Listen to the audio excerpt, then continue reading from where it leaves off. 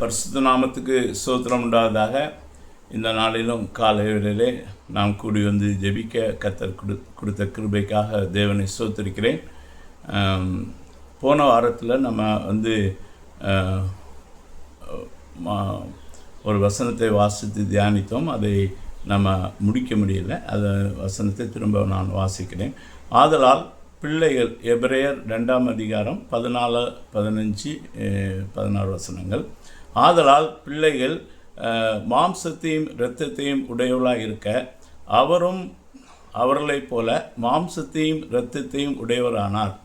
மரணத்துக்கு அதிகாரியாகிய பிசாசானவனை தமது மரணத்தினாலே அழிக்கும்படிக்கும், ஜீவகாலமெல்லாம் மரண பயத்தினாலே அடிமைத்தனத்திற்கு உள்ளானவர்கள் யாவரையும் விடுதலை பண்ணும்படிக்கும் அப்படியானார். ஆதலால் அவர் தேவ தூதருக்கு உதவியாக கை கொடாமல் ஆபிரகாமின் சந்ததிக்கு உதவியாக கை கொடுத்தார். தேவன் மனிதனை பார்த்து பலுகி பெருகி பூமியை நிரப்புங்கள், கீழ்ப்படுத்தி அதை நிரப்புங்கள் என்று கட்டளை கொடுத்தார் என்று சொல்லி ஆதிகாமத்தில் நம்ம பார்த்துறோம். அப்போது மனிதனை உருவாக்கின நோக்கம் ஆதிகாமத்தில் தான் தெளிவாக சொல்லப்படுகிறது. நீங்கள் பழுகணும், பெருகணும், நீங்கள் பூமியை நிரப்பணும், அதை கீழ்ப்படுத்தணும், ஆண்டு கொள்ளணும் என்று சொல்ல அதிகாரத்தை கொடுத்தார். ஆனால் 3ஆம் அதிகாரத்தில் பிசாசானவன் அவனை வஞ்சித்து போட்டான். ஏவாளை வஞ்சித்து அவளுக்கு மாம்சத்தின் இச்சைகள், கண்களின் இச்சைகள், ஜீவனத்தின் பெருமையை கொடுத்து அவங்கள விட்டு ஆளுகையை எடுத்து விட்டான். அப்போ அதற்கு பின்பு தேவன் நோவாவின் காலத்திலே பெருகி இந்த ஜனங்கள் அதுக்கு முன்னாடி வந்து பெருகின ஜனங்கள் மாம்சத்தில் தான் பெருகினார்கள். அவர்கள் முதல் மனிதன் ஆதாமை தேவனால் பிறந்தவன் என்று அழைத்தார். அவன் சன் ஆஃப் காட் என்று அழைக்கப்பட்டான். ஆனால் அதற்கு பின்பு ஆதாமுக்கு பிறந்த பிள்ளைகள் எல்லாம் ஆதாமின் பிள்ளைகள் என்று அழைக்கப்பட்டார்கள். அவர்கள் தேவ மகிமையை இழந்தவர்களாக, பயத்தினால் சூழப்பட்டவர்களாக, எல்லாற்றையும் ஆராதிக்கிறவங்களாக மாறிவிட்டாங்க. பயம் வந்ததுனால அவனுக்கு மெயின் எய்ம் என்னவென்று சொன்னால், அவன் தேவனுக்கு மேலாக நான் ஏறுவேன், வடபிரதத்தில் ஏறுவேன், அவருடைய சிங்காசனத்துக்கு மேலாக போவேன், என்னை எல்லாரும் ஆராதிக்க வேண்டும் என்று சொல்கிற பெருமை தான் சாத்தானுக்குள்ள முதலாக வந்தது. அந்த அச்சீவ் பண்ணுற விதமாக அவன் வந்து மாம்சத்தின் இச்சை, கண்களின் இச்சை, அது ஜீவனத்தின் பெருமை, இது மூன்றும் தேவனால் உண்டானதல்ல, இது உலகத்தால் உண்டானது என்று சொல்லி நாம் 1 யோவானிலே படிக்கிறோம். அப்போது இந்த இச்சையினால தான் உலகத்துக்கு கேடு வந்தது என்று பேதுருவில் நம்ம வாசிக்கிறோம். பேதுரு எழுதின நிருபத்தில் வாசிக்கிறோம், இச்சையினால் உலகத்துக்கு வந்த கேட்டிலிருந்து. அப்போது உலகத்துக்கு அப்படின்னு சொல்கிறது, சில இடங்களில் உலகம் சொல்கிறது மக்களை ஆண்டவர் உலகம் சொல்வார். இந்த தேவன் தம்முடைய ஒரே பேரான குமாரனை விசுவாசிக்கிறவனோ அவன் கெட்டு போகாமல் நித்திய ஜீவனை அடையும்படி அவரை தந்து இவ்வளவாய் உலகத்தில் அன்பு கூர்ந்தார் என்று, அது உலகத்தில் அன்பு கூர்ந்தார் என்று சொல்லுவது உலகத்தில் வாழ்கிற மக்களிடத்தில் அன்பு கூர்ந்தார் என்ற அர்த்தத்தில் சொல்லப்படும். உலகத்தில் உள்ள அன்பு கூறாதைகள் என்று சொல்லப்படுகிற இடத்துல இந்த மாம்சத்தின் இச்சை, கண்களின் இச்சை, ஜீவனத்தின் பெருமையை ஆண்டவர் சொல்லுவார். இப்படி வசனத்தை அந்தந்த இடத்துக்கு தகுந்தவாறு அந்த வசனத்துக்குடைய வார்த்தையின் அர்த்தத்தை நம்ம பொருத்தி படித்தால் தான் சரியாக நம்ம அர்த்தத்தை கொண்டு கொள்ள முடியும். அதனால் சிலர் என்ன நினைத்தாங்கன்னா, உலகம் என்று சொன்னால் சிலர் வந்து இந்த பூமியை நினைக்கிறாங்க. பூமியை நினைச்சிட்டு அதனால் என்ன செய்யணும், இந்த உலகத்தில் நமக்கு ஒன்றுமே இருக்கக்கூடாது, உலகத்தில் அன்பு கூறுறவர்கள் வந்து தேவன் உலகத்தில் அன்பு, யாக்கோபில் சொல்வார், உலக சிநேகம் தேவனுக்கு விரோதமான பகை என்று சொல்வார். அந்த உலக சிநேகம் சொன்னால் அதனால் பூமியில் அன்பு கூறாங்க, பூமியில் செல்வமாக இருக்காங்க, வசதியாக இருக்காங்க, வாய்ப்பாக இருக்காண்டா, நம்ம இங்கே கூழோ கஞ்சியோ ஏதாவது குடிச்சிட்டு எப்படியாவது பரலோகத்துக்கு போயிடணும் அப்படின்னு. ஆண்டவர் மனிதனை உருவாக்குனது அதற்காக அல்ல. அவர் இந்த பூலோகத்தை பரலோகமாக மாற்றும்படிக்காக தான் மனுஷனை உண்டாக்கினார்.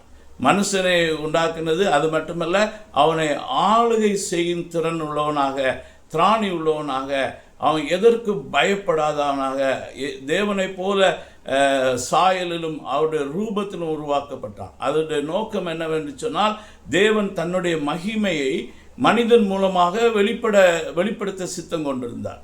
மகிமை என்று சொன்னால் தேவனுடைய மகத்துவங்கள், பெரிய காரியங்கள் எல்லாவற்றையும் தேவன் செய்வது மூலமாக தன்னுடைய மகிமையை முழுமையாக மனிதன் மூலமாக தான் வெளிப்படுத்த தேவன் சித்தம் கொண்டிருந்தார். மகிமை நம்ம நினைக்கிறோம், வானங்கள் கர்த்தருடைய மகிமையை வெளிப்படுத்துகிறது. ஒவ்வொரு ஜீவராசிகளும் அவருடைய மகிமையை தான் வெளிப்படுத்துகிறது. ஒவ்வொரு ஜீவராசிகளும் அவருடைய மகிமையை வெளிப்படுத்துகிறது. சிங்கம் அவருடைய தைரியத்தை காட்டும். அதே போல் காகங்கள் கூட்டு வாழ்க்கை வாழும். பறவையிடத்தில் நீங்கள் கற்றுக்கொள்ளுங்கள் என்று சொல்லுகிறார். எறும்பிடத்தில் போய் கற்றுக்கொள்ள சொல்கிறார். அவருடைய ஒவ்வொரு ஞானமும் அறிவும் அவருடைய விவேகமும் அவருடைய சிருஷ்டிப்பில் அவர் செய்திருக்க மகிமைகளை தன்னுடைய சிருஷ்டிகள் மூலம் வெளிப்படுத்துகிறார். ஆனால் முழுவதுமாக தேவ மகிமையை வெளிப்படுத்துகிறவன் யார் என்று சொன்னால் மனிதன் தான். ஏன் என்று சொன்னால் அவனுக்கு தேவன் தன்னுடைய சாயலை கொடுத்திருந்தார். கொலோசியரில் சொல்கிறார், தேவத்துவத்தின் பரிபூர்ணமெல்லாம் சரீர பிரகாரமாக அவருக்குள் வாசமாக இருந்தது. இந்த சரீரத்திலே தேவனே வந்து தங்கி இருக்கக்கூடிய ஒரு ஆலயமாக இந்த சரீரம் இருக்குது. மனிதனை படைத்த நோக்கம், மனிதன் வந்து தேவனோடு சேர்ந்து ஆளுகை செய்ய வேண்டும், தேவனுடைய மகிமையை இந்த பூமியிலே வெளிப்படுத்த வேண்டும். தேவனுடைய பிள்ளைகளாக நம்மை தெரிந்திருக்கிற நோக்கம் என்னவென்று சொன்னால், தேவனுடைய மகிமையை வெளி காட்டும்படியாக. அப்படி என்று சொன்னால் மிகவும் உயர்வான நோக்கத்திலே மனிதனை தேவன் உருவாக்கினார்.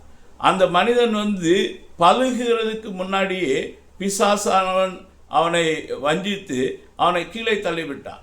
அவனுக்குள்ளே பயத்தை கொடுத்தான். பயத்தை கொடுத்த உடனே மனிதன் என்ன செய்தான் என்று சொன்னால், எல்லாவற்றையும் அவன் காண்கிற எல்லாவற்றையும் தெய்வம் என்று வழிபட ஆரம்பித்து விட்டான். ஒரு அடிமைத்தன ஆவி அவனுக்குள்ளே புகுந்து விட்டது. எல்லாவற்றையும் ஆராதித்தான். கல்லை ஆராதித்தான், காற்றை ஆராதித்தான், நெருப்பை ஆராதித்தான், எல்லாவற்றையும் விக்கிரகங்களை செய்து வணங்கினான். அதற்கு முன்னாடி விழுந்து கிடந்து நீதான் என்னை உண்டாக்கின தெய்வம் என்று சொன்னான். பசுவை வழிபட்டான். இப்படி மனிதர்கள் எல்லாம் வழிபட்டார்கள். இந்த பசு வணக்கம் வேதத்தில் எழுதப்பட்டிருக்கு. இஸ்ரேல் ஜனங்களே கொஞ்ச நேரம் மோசையை கொஞ்ச நாள் காணல, மலையில் போன வர தாமதித்த போது கண்டுகுட்டியை செய்து வணங்கினார்கள் என்று சொல்லி பார்க்குறோம். நம்முடைய தேசத்துலேயும் இந்த பசு வணக்கம் அதிகமாக காணப்படுகிறது. இப்படி நீங்கள் பார்த்தீங்கன்னா இது ஒரு இடத்துல மட்டுமல்ல, உலகம் முழுவதும் பல நாடுகளில் நம்ம இவைகளை பார்க்க முடியும். அது மாதிரி பாம்பு தெய்வமாக வணங்கலாம். ஏன்னா பாம்பு வந்து அது அவனுக்கு எதுக்கு அப்படின்னு சொல்லிட்டு அதை வணங்க ஆரம்பித்தான். இப்படி மனுஷன் வந்து வணங்காத ஒன்றுமே கிடையாது. அப்போது ஆண்டவர் வந்த நோக்கத்தில் மிக முக்கியமான ஒரு காரியம் என்னவென்று சொன்னால், பிள்ளைகள் மாம்சத்தையும் இரத்தத்தையும் உடையவர்களாய் இருக்க அவரும் அவர்களைப் போல மாம்சத்தையும் இரத்தத்தையும் உடையவரானார். மரணத்துக்கு அதிகாரியான பிசாசானவனை தமது மரணத்தினாலே அழிக்கும்படிக்கு அப்படி வந்தார் என்று சொல்லி நம்ம பார்க்குறோம். ஜீவகாலமெல்லாம் மரண பயத்தினால் அடிமைத்தனத்து ஆனவர்கள் யாவரையும் விடுதலை பண்ணும்படி அப்படி ஆனார். நம்ம மனுஷனுடைய வாழ்க்கை வந்து பயத்தால் சூழப்பட்டிருக்கு. அதனால தான் ஆண்டவர் சொல்லுகிறார், முதல் வார்த்தை ஒரு மனிதனை அவர் சந்திக்கும்போது பயப்படாதே என்று சொல்கிற வார்த்தையை தான் முதல்ல அடிக்கடி அவர்கிட்ட பேசுகிறார். திடமனதாக இருந்து நான் உன்னோடு கூட இருக்கிறேன். இந்த வார்த்தைகளை தான் அவர் திரும்ப திரும்ப திரும்ப சொல்லுகிறார். ஏனென்று சொன்னால், வெளிப்படுத்தல் அதிகாரத்தில் 21ஆம் அதிகாரம் 8ஆம் வசனத்தில் நம்ம போய் வாசித்தோம்னா, அங்கே வந்து நரகத்தில் யார் தள்ளப்படுவார்கள் என்று சொல்லுங்க பட்டியல் சொல்லப்படுகிறது. அங்கே சொல்லுங்க, பயப்படுகிறவரும், அவுஸ்வாசிகளும், அருவறுப்பானவரும், கொலைபாதகரும். பயப்படுகிறவர்கள் பைபிளில், அதான் பைபிளை வந்து படித்து தானாக ஒரு மனிதன், ரட்சிக்கப்படாத ஒரு மனிதன், ரட்சிக்கப்படாத மனிதன்னா கண் திறக்கப்படாத மனிதன் என்று அர்த்தம். அவனுடைய மனக்கண்கள் திறக்கப்படவில்லை. அவன் ரட்சிக்கப்படும் போது மனக்கண்கள் திறக்கப்பட்டு அவன் வேதத்தை படிக்கக்கூடிய ஒரு ஆற்றலை பெறுகிறான். பரிசுத்த ஆவியின் அபிஷேகத்தை பெற்ற மனிதர்கள் வேதத்தை படிக்கும்போது அவங்களுக்கு வேத வசனங்கள் புரியும். அவங்க புரியாவிட்டால் அவங்க வந்து பரிசுத்த ஆவியானவரிடத்தில் கேட்கும்போது அவர் அவங்களுக்கு விளக்கி சொல்லுவார். ஆகையினால தான் நான் பரிசுத்த ஆவியானவரை எல்லாரும் பெற்றுக்கொள்ள வேண்டும் என்று சொல்லுவோம். ரட்சிக்கப்பட்டவர்கள் வேதத்தை படிக்க போது அவங்களுக்கு அது புரியும். அது மட்டுமல்ல, அவங்களும் என்ன செய்ய வேண்டும் என்றால் வேதத்தை வாசிக்கும் போது ஒரு சின்ன ஜெபம் பண்ணிவிட்டு வாசிக்க வேண்டும். சங்கீதக்காரன் 110ஆம் சங்கீதத்தை சொல்லுவார், உங்களுடைய வேதத்துள்ள அதிசயங்களை பார்க்கும்படி என் கண்களை திறந்தரலும் என்று சொல்லுகிற வார்த்தையை நம்ம படிக்க முடியும், கேட்க முடியும். அங்கே அப்போது தேவனுடைய வார்த்தையை நாம் வந்து அதனுடைய அர்த்தத்தை புரிய வேண்டும் என்று சொன்னால் நாம் வந்து பரிசுத்த ஆவியானுடைய துணை வேண்டும். ஏன் என்று சொன்னால் வேத புஸ்தகம் வந்து வித்தியாசமான மனிதர்களை கொண்டு எழுதப்பட்டாலும் அது 40 ஆசிரியருக்கு மேலே தேவன் பயன்படுத்தி இருக்கிறார் பைபிளை தொகுப்பதற்கு. ஆனால் அதில் வந்து எழுதின அந்த ஸ்பிரிட் ஆஃப் நம்ம பார்ப்போம் என்று சொன்னால் ஒரே மனிதன் எழுதுனது போல தான் தொடக்கம் முதல் முடிவு வரைக்கும் அது காணப்படும். அப்போது இதை எழுதினர் யார் என்றால் பரிசுத்த ஆவியானவர். அவருடைய ஒத்தாசையை நாம் நாட வேண்டும். அப்போ அங்கே சொல்லும்போது தான் வசனத்தை நீங்கள் வந்து பகுத்து நிதானமாக நாம் அறிய முடியும். இல்லாவிட்டால் வசனம் சொல்லுது என்று சொல்லி அநேகர் வந்து இடறி போவார்கள். அதுதான் ஆண்டவர் சொன்னார், இடரில் கேட்ட கல்லை நான் சீயோனிலே வைக்கிறேன் என்று. தேவனுடைய இயேசு கிறிஸ்துவை தான் அப்படி சொல்லுகிறார். இயேசு கிறிஸ்து யார்? தேவனுடைய வார்த்தை மாம்சமாக வந்தவர். அவர் அந்த வார்த்தையே ஒரு சிலருக்கு வந்து மூளைக்கு தலைக்கல்லா அது இருக்கிறது. சீயோனில் அவர் அதை முதலாவது மூளைக்கல்லாக வைத்தார். அந்த அந்த மூளைக்கல்லாக இருக்குது. அது கட்டிடத்துக்கு மிக முக்கியமானதாக இருக்குது. அதே கல் பரிசேயர்கள், வேதபாரர்கள், பிரதான ஆசாரியர்கள், இவர்கள் எல்லாரும் மதவாதிகள் எல்லாரும் இடறி போவதற்கு ஏதுவாக இருக்கிறது. இந்த பழைய ஏற்பாடு ஆதியாகமம் தொடங்கி மல்கியா வரைக்கும் யூதர்களுடைய கருத்தில் இருந்தது. அவர்களுடைய கருத்தில் இருந்த வேதத்திலே தேவனுடைய வார்த்தை இருந்தது. ஆனால் அவர்கள் தேவனுடைய வார்த்தையை அறிந்தார்கள். தீர்க்க தரிசனங்கள், வெளிப்பாடு எல்லாம் கொடுத்தாலும் அவை எல்லாம் இயேசுவை பற்றி இருந்தாலும் அவர்கள் இயேசுவிடத்தில் வந்து இடறி புழுந்தார்கள். அவர்கள் இயேசுவை மேசியாவாக ஏற்றுக்கொள்ளவில்லை. இந்நாள் வரைக்கும் அவர் ஏற்றுக்கொள்ளவில்லை. யூதர்களுடைய நம்பிக்கை வந்து அவர்களுக்கு மேசியா வருவார் என்று சொல்லி நம்புகிறாங்க. யூதர்கள் கிறிஸ்துவின் வருகையை மிகவும் எதிர்பார்க்குறாங்க. அது இயேசு கிறிஸ்துவை அவர் எதிர்பார்க்கவில்லை. அவங்க வந்து மேசியா வருவார், வந்து நம்மளை வந்து சத்துருக்களின் கையிலேருந்து ரட்சிப்பார் என்று சொல்லி அந்த கடைசி பிரதான ஆசாரியன் தான் இப்பொழுது வீட்டில் இருக்கிறான், இனி அடுத்து மேசியா வருவார் என்று சொல்லி அவர்கள் எதிர்பார்க்குற காலத்தில் இருக்கிறாங்க. அவங்க கேலண்டர், யூத கலண்டர்கள் படி, நாட்கள் குறிப்பிடும்படி தீர்க்க தரிசனங்களை அவங்க ஆராய்வதுபடி அவர்கள் சொல்கிறாங்க இது முடிவு காலம் என்று சொல்லுகிறாங்க. அப்போது நம்ம வந்து இயேசு கிறிஸ்துவின் 2ஆம் வருகையை எதிர்பார்க்குறோம். அவர்கள் மேசியா வருவார் என்று சொல்லி எதிர்பார்க்கிறார்கள்.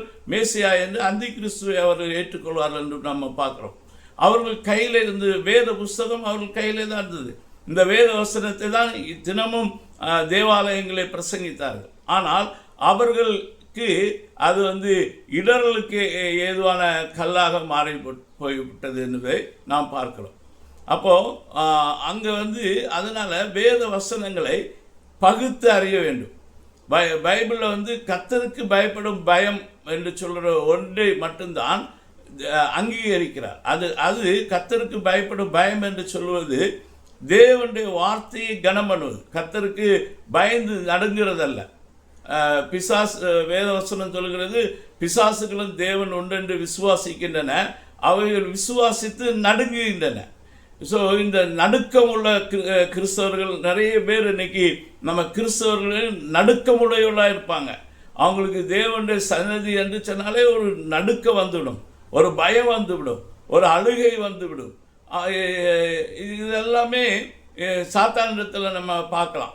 அவங்க வந்து பயந்து நடுங்குவாங்க. அந்த நடுக்கம் அது வந்து எதுக்கு, அது அவன் பயப்படுறது அவன் ரெவரன்ஸில் அல்ல, அது கர்த்தருக்கு மரியாதையின் மித்தமாக பயப்படுகிறது அல்ல, மரியாதை கொடுப்பதல்ல, அவரை கனம் பண்ணுவதில்லை. அவன் சுத்தமாக கர்த்தருடைய வார்த்தையை கேட்கவே மாட்டான். இந்த அரசாங்கம் இருக்குன்னு சொன்னால், போலீஸ்காரர்கள் இருந்த சொன்னால், போலீஸ்காரர்களை பார்த்தா நம்ம வந்து என்ன செய்ய வேண்டும், சாதாரண சிவிலியன்ஸ் போகிற இடங்களில் போலீஸ்காரங்க இருக்கிறாங்க அப்படின்னு சொல்லிட்டு நம்ம அவங்கள பார்த்தோன்னா நம்ம வந்து சந்தோஷப்படுவோம். ஏனென்றால் அவர்கள் நமக்கு பாதுகாப்பு கொடுப்பதற்கும் டிராஃபிக்கை ஒழுங்குபடுத்துவதற்கும் அந்த இடத்துல இருக்கிறாங்க, அந்த இடம் பாதுகாப்பான இடம் என்று சொல்லி தைரியமாக இருப்போம். ஆனால் போலீஸ்காரர்களை பார்த்தாச்சுன்னா திருடர்கள் அந்த இடத்துல வருகிறவர்கள் அவங்க பயந்து நடுங்குவார்கள். அப்போது என்ன விஷயம், ஒருத்தருக்கு பாதுகாப்பு என்று மகிழ்ச்சியை கொடுக்கிறது, இனி ஒருத்தருக்கு வந்து தண்டனை கிடைக்கும் என்று சொல்லி பயத்தை கொடுக்கிறதாய் மாறுகிறது. இப்படி தான் கடவுளிடத்தில் வருகிற போதும் மக்கள் பயப்படுகிறவர்கள். அதான் சொல்கிறது, 1 யோவான் 4ஆம் அதிகாரத்தில் சொல்லுவார், பூர்ண பயம் பூர்ண அன்பு பயத்தை புறம்பே தள்ளும். அது அந்த பயம் அங்கே இருக்காது. அங்கு யோவான் இருந்தது போல், யோவான் வந்து சீசனாக இந்த உலகத்தில் இருக்கும்போது அவன் வந்து இயேசுவின் மார்பிலே சாய்ந்து இருந்தான். தேவனுக்கு அன்பான சீசன் என்று அழைக்கப்படும். அப்படி போல் தேவனுடைய மார்பிலே சாய்ந்து இருக்க அனுபவம், தேவன் வருகிறார் என்று கேள்விப்படும் போது சந்தோஷமாக அவரை எதிர்கொள்கிற அனுபவம். வீட்டில் பிள்ளைகள் வந்து அப்பா வெளியே போகும்போது சொல்கிற இன்ஸ்ட்ரக்ஷன்ஸை கேட்குற பிள்ளைகள் அப்பா வருகிறார் என்று சொன்னால் சந்தோஷமாய் சிரிச்சிட்டு போய் வரவேற்கும். அவங்கள வந்து அப்பாவை வந்து பார்த்த உடனே சின்ன பிள்ளையாக இருந்தால் குதிக்கும், துள்ளும். ஆனால் தப்பு செய்த பிள்ளை என்ன செய்யும், அப்பா வர்றான்னு சொன்னால் போய் தூங்குற மாதிரி நடிச்சிடும். ஏன்னா வீட்டில் வந்தாச்சுன்னா அவங்களுடைய குறைகளை சொல்லி கொடுத்துருவாங்க, அவங்கள அடிச்சிருவாங்க அப்படின்னு சொல்லி பயப்படும். ஸோ எந்த பயம் நம்மள்கிட்ட இருக்குது அப்படின்னு சொல்லிட்டு நம்ம பார்க்கணும். பயப்படுகிறவர்கள் எல்லாருமே வேதத்தில் முதல் வார்த்தையை சொல்கிறார், நரகத்தில் தள்ளப்படுவார்கள். ஸோ கர்த்தருக்கு பயப்படும் பயம் வந்து அது கர்த்தரை கனம் பண்ணுகிறதாய், கர்த்தருடைய பிரசன்னத்தை ஆவலாய் எதிர்பார்க்கிறதாய், அவருடைய வருகையை எதிர்நோக்கிறதாய் அப்படி காணப்பட வேண்டும் நமக்கு. இது 2 பேதுரு 1ஆம் அதிகாரத்தில் சொல்கிறார், உங்களுடைய விசுவாசத்தோடு கூட தைரியத்தும் என்று சொல்வார். அடுத்த உடனே சொல்லப்படுகிறது அங்கு தைரியம் என்று தான் சொல்லப்படும். 2 பேதுரு 1ஆம் அதிகாரம் 5ஆம் வசனம். இப்படி இருக்க அதிக ஜாக்கிரதை உள்ளவர்களாய் உங்கள் விசுவாசத்தையும் தைரியத்தோடு ஞானத்தையும், ஞானம் என்று சொல்வது கர்த்தருக்கு பயப்படும் பயம்தான் ஞானம். அது தீமையை விட்டு உங்களை விலக்க பண்ணும். இப்படி பயத்தினால அடிமைப்பட்டு கிடக்கிற மனிதர்களை தேவன் விடுதலை ஆக்கும்படியாக தான் அவர் இந்த உலகத்தில் வந்தார் என்று சொல்லி பார்க்குறோம். அப்போ இந்த பயம் எங்கிருந்து மனிதனை பிடித்தது என்று சொன்னால், பாவம் செய்த உடனே அவனை பிடித்து கொண்டது. அவன் சொல்கிறான், ஆதியாகமம் 3ஆம் அதிகாரம் 10ஆம் வசனத்தில் அவன் சொல்லுவான், நான் வந்து பயந்து நான் வந்து ஒளிந்து கொண்டேன்னு சொல்லுவான். ஆண்டவர் அதற்கு அவன் 3:10 அதற்கு அவன், நான் தேவனுடைய சத்தத்தை தோட்டத்திலே கேட்டு நான் நிர்வாணியாய் இருப்பதனால் பயந்து ஒளித்து கொண்டேன் என்று சொன்னான். அப்போ ஆண்டவர் கேட்குறாரு, உன்னை நிர்வாணி என்று யார் சொன்னது என்று சொன்னார். அப்போ அறிவித்தவன் யார்? புசிக்க வேண்டாம் என்று நான் உனக்கு விளக்கின விருட்சத்தின் கனியை புசித்தாயோ என்று கேட்குறான். அப்போது அவன் ஆண்டவருடைய கட்டளையை மீறின உடனே, அவன் பாவம் செய்த உடனே அவனை பயம் அவனை கவி கொண்டது. ஆகையினால விசுவாசத்துக்கு எதிரி பயம். பயப்படுகிறவர்கள் தேவனிடத்திலிருந்து ஒரு காரியத்தையும் பெற முடியாது. அவர்கள் அதனால தான் ஆண்டவர் சொல்வார், பயப்படாதே. இந்த மாதிரி பயத்துக்குள் அடிமைப்பட்டு கிடக்கிறவர்கள் அவர் முதலாவது நரகத்திலே தள்ளப்படுவார்கள் என்று சொல்லி பார்க்குறோம். ஆகையினால தேவனுடைய பிள்ளைகள் இந்த பயத்தை உடையவர்களாக இருக்கிற நம்மை பயத்திலிருந்து விடுதலை ஆக்கும்படியாக தான் இயேசு கிறிஸ்து வந்தார். தொடர்ந்து இந்த வார்த்தைகளை நாம் தியானிப்போம். கர்த்தர் இந்த வார்த்தைகளாலே நம்மை ஆசீர்வதிப்பாராக. ஆமென்.